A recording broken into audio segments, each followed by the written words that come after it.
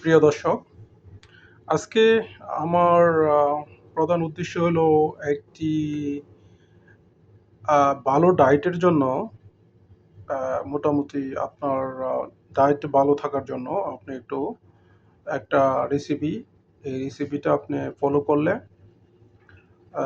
মোটামুটি আপনার যে পেটের চর্বি কমতে পারে, পাশাপাশি ওজন নিয়ন্ত্রণ থাকতে পারে। আহ, তো আপনারা দেখেন আমি কিভাবে বানাই। প্রথমে আমি হাফ লেবুর থেকে একটু কম লেবু নিছি।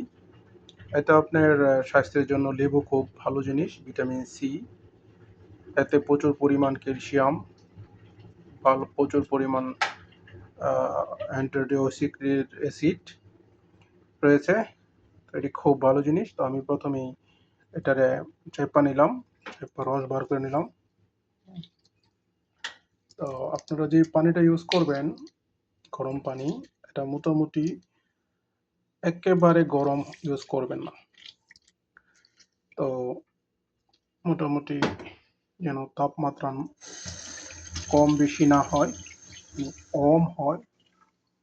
যদি পানিটা কম হয় তাহলে লেবুটার মান ভালো থাকবে এবং খেলে উপকার পাবেন। তো আমার এখানে পানি গরম করা আছে, পানিটি আমি আগেই গরম করে রেখেছি। জাস্ট এতটুকু লেবু নেবেন আর গরম পানি দেবেন। তারপর এটা আপনি খালি পেটে খাওয়ার চেষ্টা করুন। আশা রাখি আপনার পেটের নানান সমস্যা এবং সুস্বাস্থ্য থাকতে পারবেন। ধন্যবাদ।